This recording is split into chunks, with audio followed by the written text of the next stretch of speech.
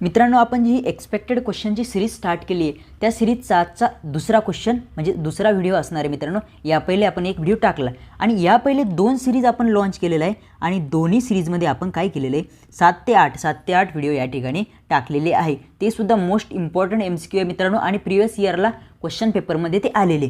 बघा, आता हा जो टॉपिक आपण या सिरीजमध्ये टाकतोय हा मोस्ट इम्पॉर्टंट म्हणजे 4 ते 5 वेळेस रिपीट झालेले क्वेश्चन आहे. काय 4 ते 5 वेळेस पाठीमागच्या क्वेश्चन पेपरमध्ये रिपीट झालेले IBPSचे खूप आवडते क्वेश्चन हे असणार आहे मित्रांनो.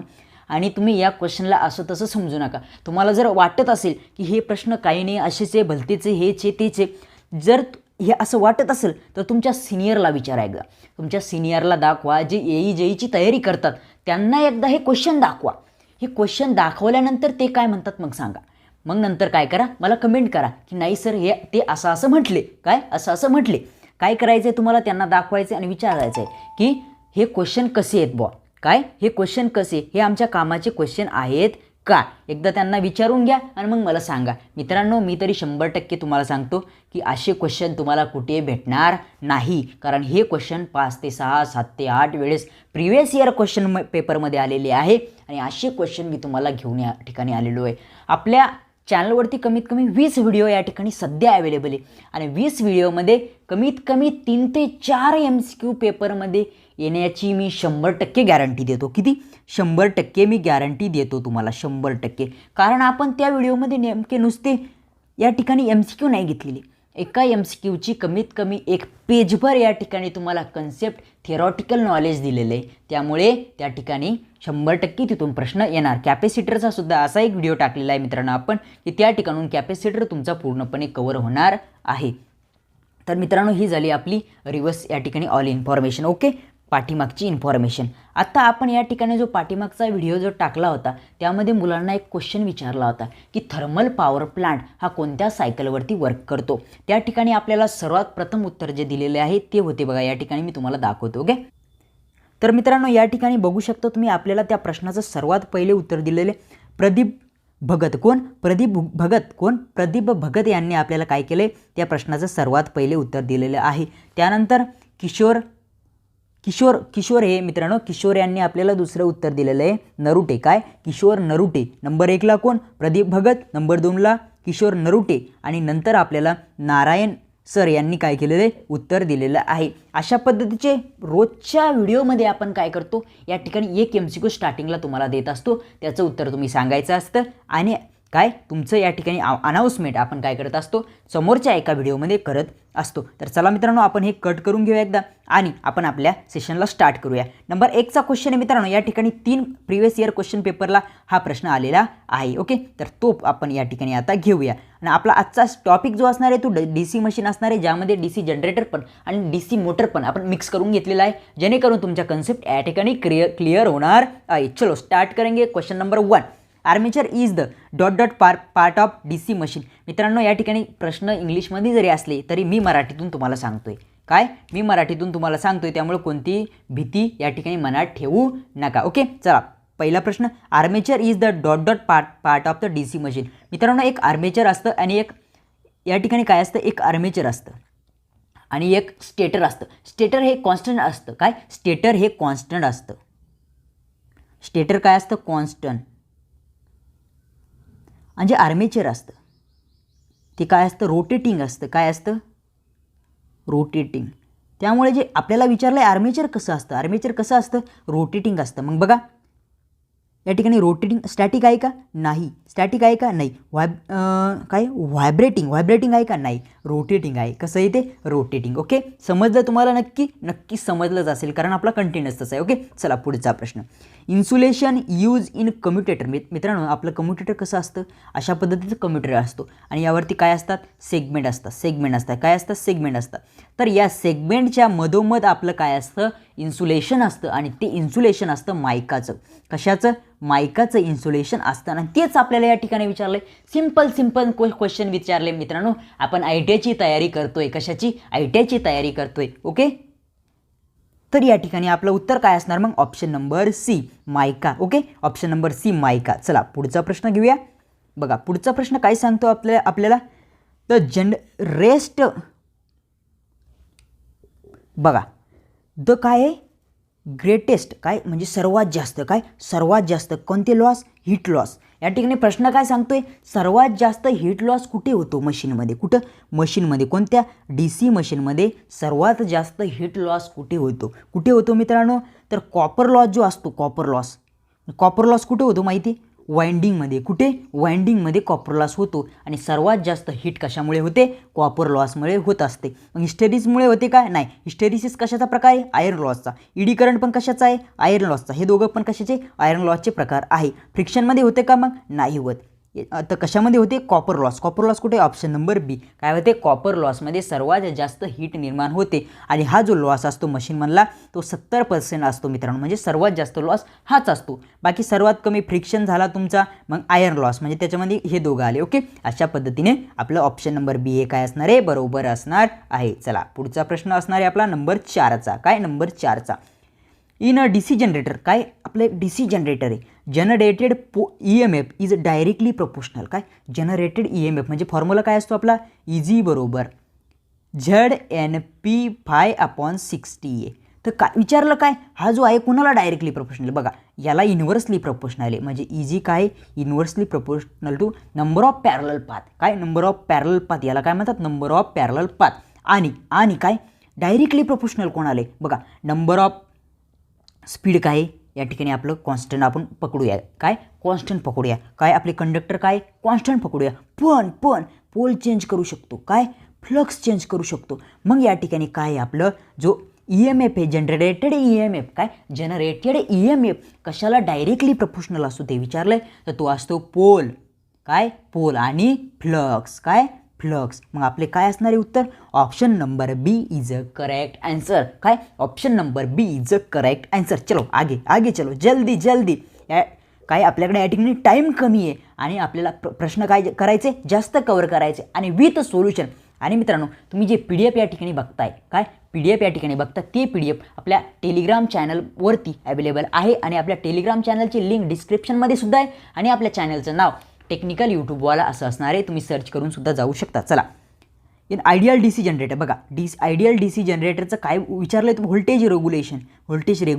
मित्रांनो व्होल्टेज रेग्युलेशन जेवढं कमी असेल तेवढं चांगलं. मग आयडियल DC जनरेटर जो असतो त्यामध्ये सर्वात कमी म्हणजे शून्य. जर शून्य व्होल्टेज रेग्युलेशन असेल तर ते सर्वात चांगलं जनरेटर. मग आयडियली कसं असतं आपलं चांगलं असतं. मग या ठिकाणी आपलं व्होल्टेज रेग्युलेशन काय असेल झिरो. व्होल्टेज रेग्युलेशन काय झिरो. ओके काय असणार आहे व्होल्टेज रेग्युलेशन झिरो असणार आहे. मग आयडियल DC जनरेटरचं जे व्होल्टेज रेग्युलेशन असतं ते झिरो असतं. काय असतं zero. Option number C is a correct answer. Okay चला पुढचा प्रश्न ऑप्शन कोणता आहे प्रश्न आपला समोरचा प्रश्न आहे आपला 6 नंबरचा the function of the Interpol in a DC machine. आपल्याला इंटरपोलचे फंक्शन सांगायचे. ओके तर सर्वात पहिले इंटरपोल कुठे वापरतात बघा आर्मेचर रिॲक्शन ज्या होतात मित्रांनो छोट्या जनरेटरमध्ये कुठे छोट्या मशीनमध्ये ज्या आर्मेचर रिॲक्शन होतात त्या कमी करण्यासाठी जो इंटरपोल वापरतात आणि ते कसे वापरतात आर्मेचरच्या सिरीजमध्ये. कशाच्या आर्मेचरच्या सिरीजमध्ये वापरतात. आणि मोठ्यासाठी काय मग कंपेन्सेटिंग वाइंडिंग. कोणती कंपेन्सेटिंग वाइंडिंग कुठे मोठ्यासाठी. ओके तर बघा आता आपल्याला काय इंटरपोलचे हे विचारले हे म्हणजे काय इंटरपोलचे काय फंक्शन विचारले. बघा कम्युटेशन पण माहीत असेल तुम्हाला. तर कम्युटेशन म्हणजे EMF मेथड असते. तर EMF मेथडमध्ये सुद्धा काय करतात या ठिकाणी इंटरपोल वापरतात. ओके चला आपण ऑप्शन बघून घ्या. Reduce the field winding heating हे असतं का नाही हे नसतं. रिड्यूस लॉसेस अजिबात नाही.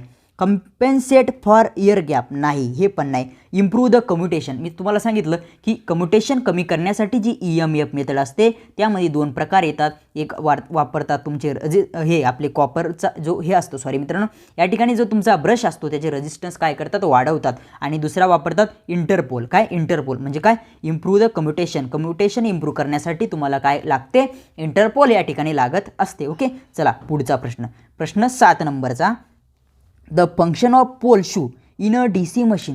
बघा पोल शू कसे असतात या ठिकाणी हे झालं तुमचं काय योक आणि योकला असे लावलेले असतात तुमचे पोल शू. हा झाला पोल शू आणि हा झाला पोल कोअर. तर पोल शू जो असतो मित्रांनो तो कशासाठी वापरला जातो तर युनिफॉर्म डिस्टन्समध्ये फ्लक्स या ठिकाणी काय करायचे युनिफॉर्म डिस्टन्समध्ये फ्लक्स काय करायचे, या ठिकाणी आपल्या ज्या मोटरमध्ये काय करायचे, फ्लक्स युनिफॉर्मली रोटेट करायचे, काय युनिफॉर्मली या ठिकाणी सर्व एअर गॅपमध्ये पाठवायचे, युनिफॉर्मली या ठिकाणी रोटेट करायचे. तर बघा कुठे मग असं ऑप्शन, हे आहे का, नाही, हे आहे का, नाही, हे आहे का, नाही. बघा हे uniform distribution of the flux, काय युनिफॉर्म डिस्ट्रीब्युशन ऑफ फ्लक्स या ठिकाणी हे काम असतं. ओके ओके, चला या प्रश्नाचं उत्तर तुम्हाला कळलं. 7व्या नंबरचं काय, युनिफॉर्मली डिस्ट्रीब्युशन ऑफ फ्लक्स हे कोणाचं काम असतं, पोल शूचं काम असतं. ओके, चला पुढचा प्रश्न, what is the EMF equation. बघा EMF इक्वेशन वरती सुद्धा तुम्हाला सांगितलं, EG म्हणजे जनरेटेड EMF, तो काय असतो, ZNP∅/60A, काय 60A.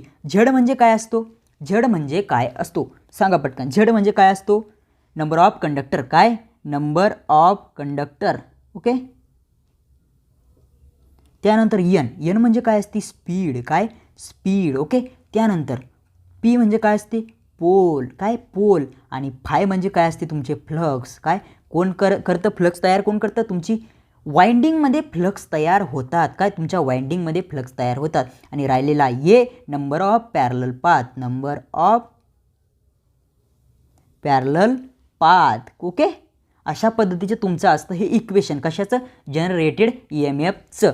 मग तुम्हाला विचारलं काय, बघा इथं तुम्हाला विचारलं काय, या ठिकाणी फॉर्म्युला विचारलं. बघा शेवटी काय आहे, खाली 60 आहे, इथं 60 आहे का खाली, अजिबात नाही. इथे आहे का, नाही. इथे आहे का, नाही. मग बाकी तुम्हाला काहीच पाहण्याची गरज नाही. बघा झेड आहे, एन आहे, पी आहे, फाय आहे आणि अपॉन 60 आहे, काय अपॉन 60 आहे, म्हणजे हे तुमचं काय असणार, बरोबर असणार आहे. ओके, बरोबर असणार आहे. चला पुढचा प्रश्न, इन अ लॅप वाइंडिंग. बघा लॅप वाइंडिंगमध्ये जेवढे पोल असतात, काय जेवढे पोल असतात, आपल्याला ब्रश विचारलं मग तेवढेच ब्रश असतात मित्रांनो. कशामध्ये, लॅप वाइंडिंगमध्ये. कुठे, लॅप वाइंडिंगमध्ये. आणि वेव्ह वाइंडिंगमध्ये जर बघितलं तर नंबर ऑफ पॅरलल पाथ, काय नंबर ऑफ पॅरलल पाथ बरोबर 2च असतात, काय बरोबर 2च असतात या ठिकाणी. म्हणून त्या ठिकाणी जे ब्रश असतात ते सुद्धा 2 असतात.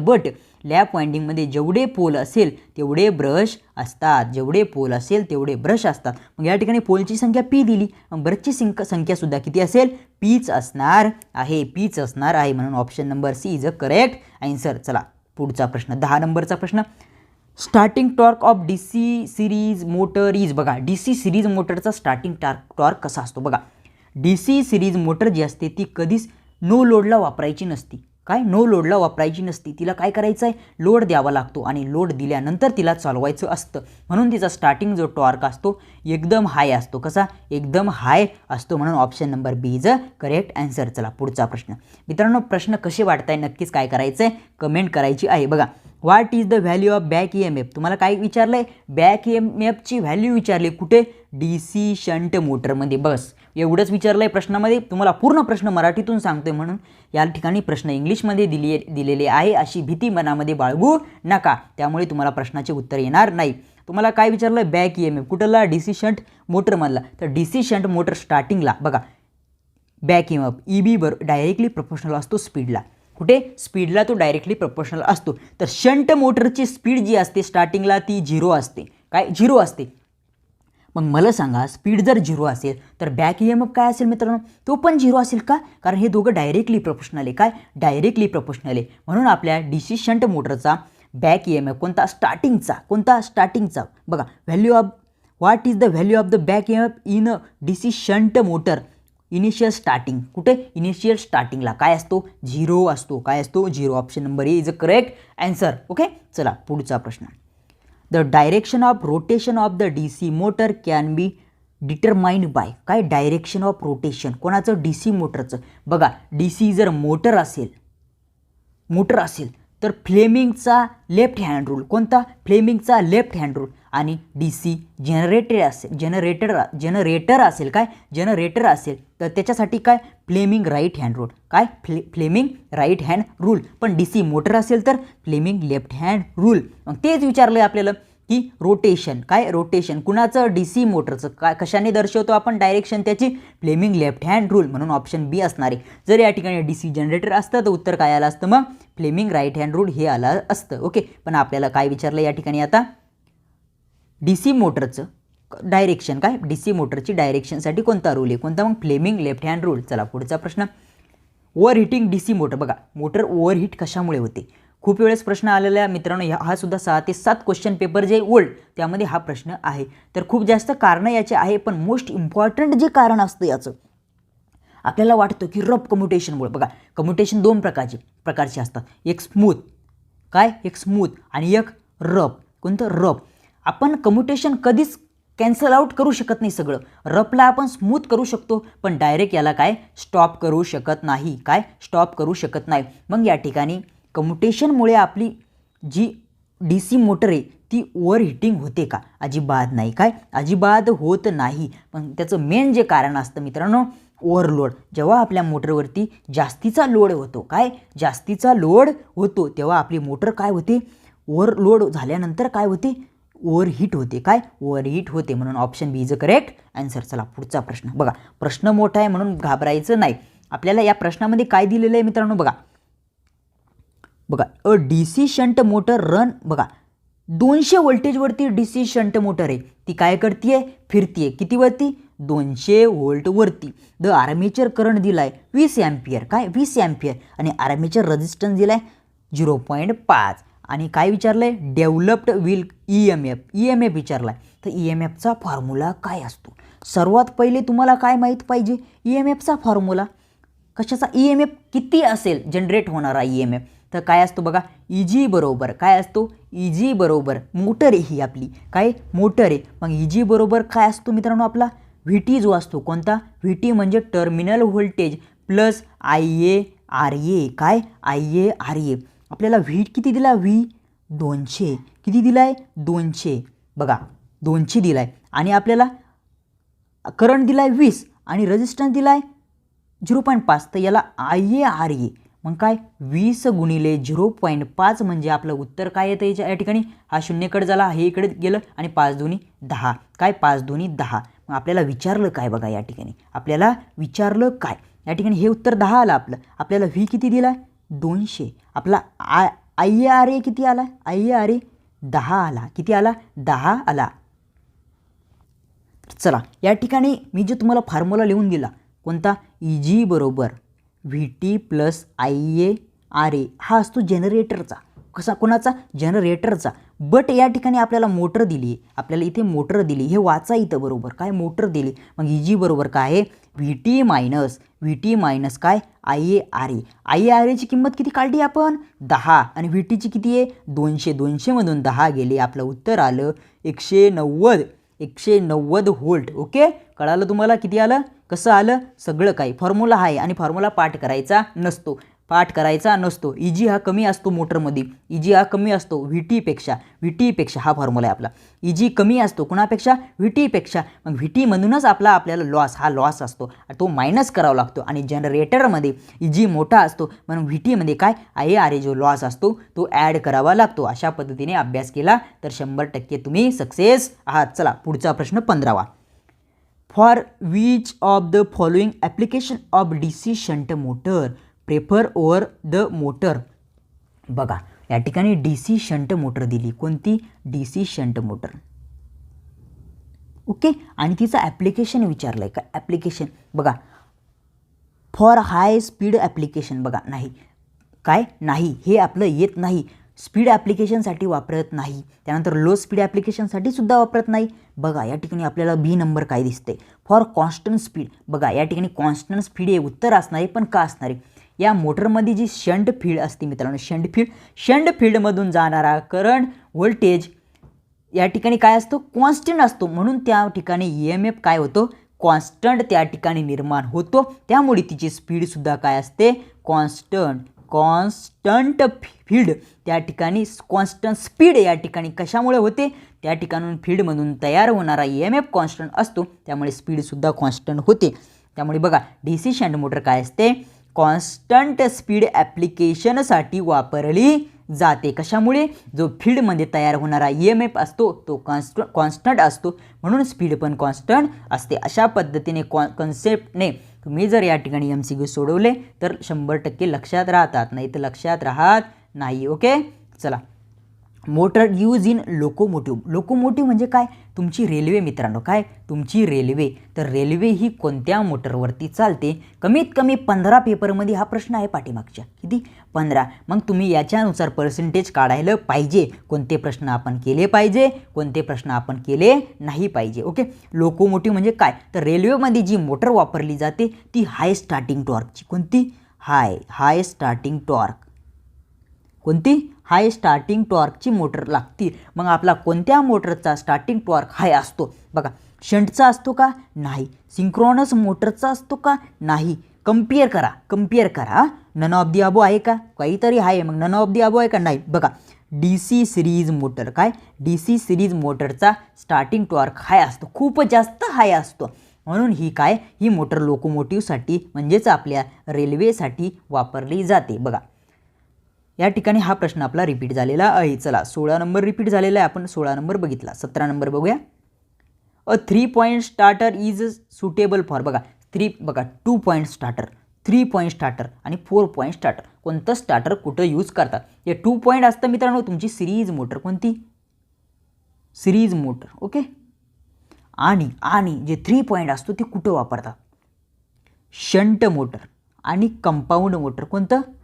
Compound motor. अशा दोन्ही ठिकाणी सुद्धा आपल्याला एकच माहीत असतो, शंट. आपल्याला कंपाऊंड माहीत नसतं. आणि जे चौथं आहे, 4 पॉईंटचं ते असतं कंपाऊंड मोटरसाठी स्पेशल. कंपाऊंड मोटरसाठी स्पेशल. मग आपलं उत्तर ही 3 पॉईंटचं स्टार्टर कुठं वापरतात? शंटमध्ये सुद्धा, कंपाऊंडमध्ये सुद्धा. बघा, नुसतं शंट आहे का? नाही. शंट अँड सिरीज मोटर आहे का? नाही.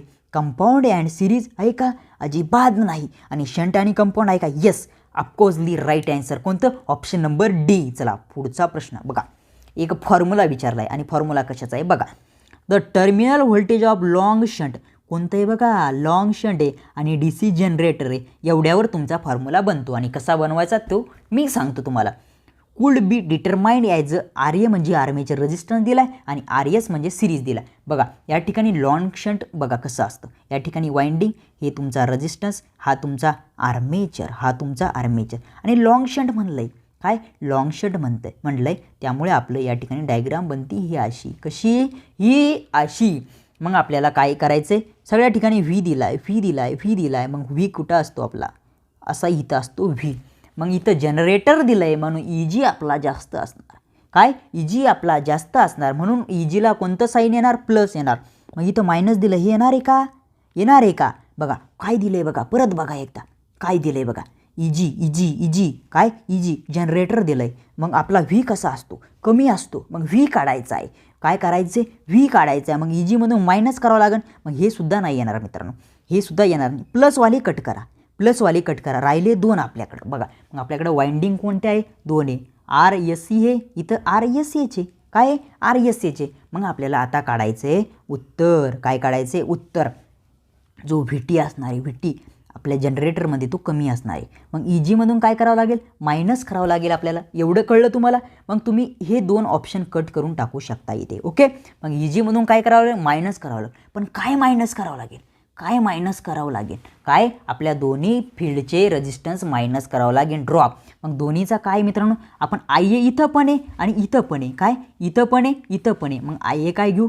सेपरेट घेऊ आणि कंसामध्ये घेऊ RA अधिक RSH. काय? RA अधिक RSH. आपल्या इथं 2 वाइंडिंगचे 2 रेजिस्टन्स घेतले आणि हा करंट या ठिकाणी घेतला. काय? हा करंट या ठिकाणी घेतला. अशा पद्धतीचा आपला फॉर्म्युला या ठिकाणी बनत असतो. काय? बनत असतो.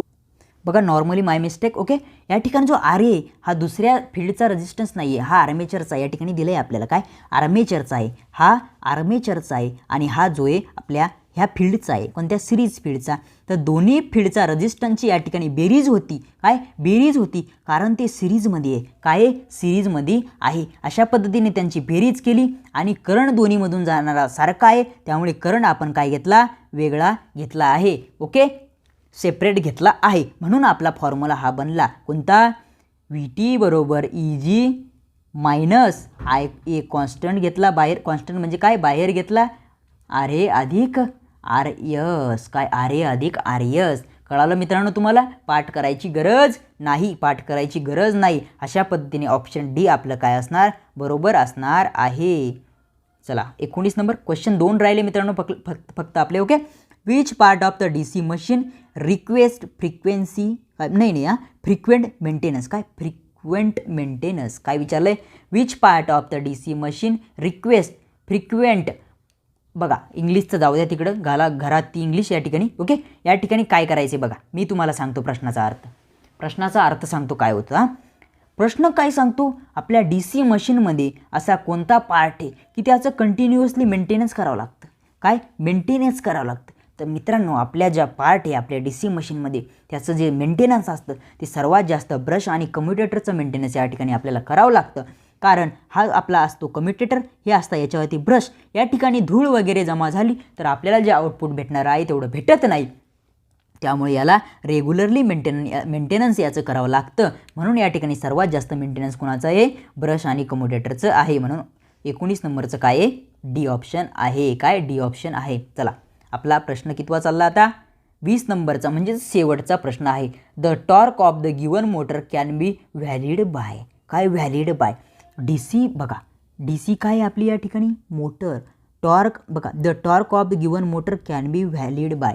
DC मोटर आहे, कोणती मोटर आहे. तर मोटरचा जो टॉर्क असतो तो व्हॅलिड बाय म्हणजे टॉर्कचं या ठिकाणी इक्वेशन विचारलं आहे. काय इक्वेशन विचारलेलं आहे. प्रश्न जाऊ द्या, इक्वेशन बघा, टॉर्कचं इक्वेशन बघा. टॉर्क हा डायरेक्टली प्रोपोर्शनल असतो कशाला, आर्मेचर करंटला. फक्त आर्मेचर करंटलाच नाही, टॉर्क डायरेक्टली प्रोपोर्शनल असतो फ्लक्सला पण. काय फ्लक्सला पण. तर यावरून आपलं या प्रश्नाचं उत्तर निघतं. Torque proportional armature current, torque proportional flux. बघा या ठिकाणी चेंज इन फ्लक्सला आहे. चेंज इन फ्लक्सला काय नुसता हे फ्लक्स चेंज इन फ्लक्स याला आहे का नुसता, नाही. चेंज इन आर्मेचर करंट याला आहे का नुसता, नाही. बघा change in flux and armature current both दोघांना सुद्धा आहे. त्यामुळे तुम्ही काय करू शकता गडबड गोंधळमध्ये, एक तर हे करू शकता एक तर हे करू शकता, पण हे दोघं चुकीचे आहे. ऑप्शन सी काय बरोबर आहे. अशा पद्धतीचा आजचा सेशन आपला संपलेला आहे. सेशनच्या संपण्याच्या पहिले तुम्हाला एक गोष्ट परत सांगतो, हे जे PDF तुमच्या समोर आहे या ठिकाणी हे सगळं PDF टेलिग्राम चॅनलला मी लगेच टाकत आहे. तर तुम्ही काय करायचं आहे, टेलिग्राम चॅनल जॉईन करायचे. त्याची लिंक डिस्क्रिप्शनमध्ये आहे आणि त्याचं नाव टेक्निकल यूट्यूबवाला हे आहे. ओके, तर ते जॉईन करायचं आहे. मित्रांनो या ठिकाणी जे आपलं PDF आहे ते असेच रोजचे PDF तुम्हाला मिळतील आणि असेच रोजचे सेशन या ठिकाणी होत जाईल. त्यामुळे रोजचा सेशन या ठिकाणी कंडक्ट करायचं आहे जेणेकरून तुम्हाला पेपर या ठिकाणी सोप्पा आणि गुळगुळीत या ठिकाणी जाईल. तुमच्या मनात कोणतीच भीती राहणार नाही आणि सर्व प्रश्न जे आहे आपले सर्व प्रश्न या ठिकाणी काय प्रिव्हियस इयर क्वेश्चन पेपरचे आहे. तुम्ही मला मेसेज केल्या, कमेंट केल्या की प्रिव्हियस इयर क्वेश्चन पेपरचे या ठिकाणी घ्या, म्हणून आपण आजपासून हे सिरीज या ठिकाणी लॉन्च केलेली आहे. तर चला मित्रांनो या ठिकाणी आपण या व्हिडिओला पूर्णविराम देऊया आणि भेटूया अशाच एका नवीन व्हिडिओमध्ये पुन्हा एकदा. थँक्यू.